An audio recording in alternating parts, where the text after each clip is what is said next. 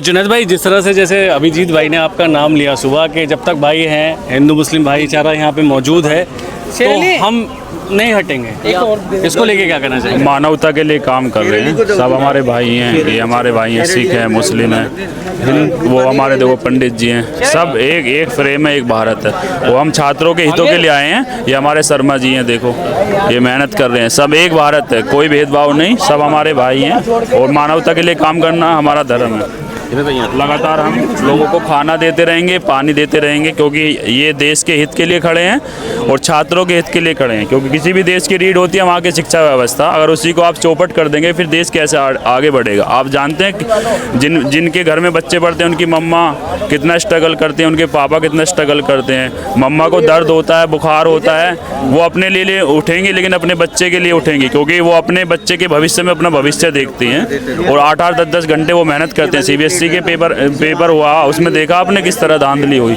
मतलब 8-8, 10-10 घंटे पढ़कर बच्चा कॉपी लिख कर आया, पूरी मेहनत के साथ कॉपी लिख के आ रहा है और उसकी मेहनत के अनुरूप उसको अंक नहीं मिलने हैं और रीचेकिंग के लिए कॉपी डाला तो कितनी हास्यास्पद और विचित्र स्थिति मिलती है कि कॉपी किसी और की निकल कर आ रही है। क्या शिक्षा व्यवस्था का बना दिया हो बड़े भाई। अच्छा, ये जो नेता लोग हैं, मान लीजिए किसी भी पार्टी की बात करूं, लोगों को बाबू एक मिनट साइड हो जाना, लोगों को युवाओं को इस्तेमाल करते हैं। मान लीजिए जैसे कोई भी पार्टी बनती है या कोई भी पार्टी हुई है अभी तक, वो युवाओं को आगे उनके साथ युवा लगते हैं, उसके बाद वो चेहरा एक सामने आ जाता है, उसके बाद वो सब लोग दूर हो जाते हैं और उनकी कोई वैल्यू नहीं रहती।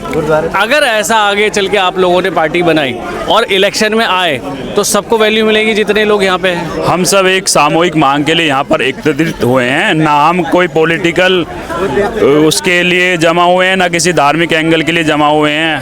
हमारा कोई मोटिव नहीं है, हम सब एक हैं, हम सब भारतीय हैं और हम चाहते हैं शिक्षा व्यवस्था में परिवर्तन हो, हम उसके लिए खड़े हैं। हमारी सामूहिक आवाज़ है।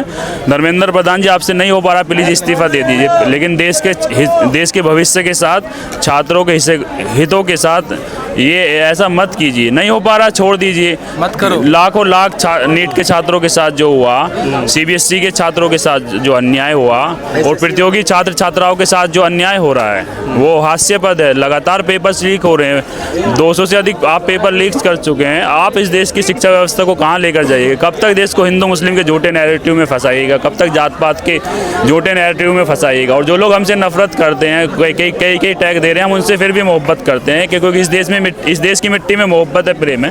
हो सकता है किसी झूठे प्रोपेगेंडा में फंसकर वो कुछ समय के लिए आ गए हों, लेकिन वो भी हमारे भाई हैं, वो भी हमारे भाई हैं, वो भी हमारे दोस्त हैं, हम उनसे प्रेम करेंगे। अगर वो नफरत करते हैं, हम नफरत का जवाब प्रेम से देंगे। जिस तरह से लोगों को आपने उम्मीद जगा दी, अगर बात करें तो अगर ऐसे में आगे पार्टी बना भी लेते हैं या साथ चल भी लेते हैं तो प्रॉब्लम क्या है? हम सिर्फ और सिर्फ अभी एक बड़े उद्देश्य के लिए जमा हुए हैं। मैं फिर कह रहा हूँ, हमारा कोई राजनीतिक उद्देश्य है ही नहीं अभी।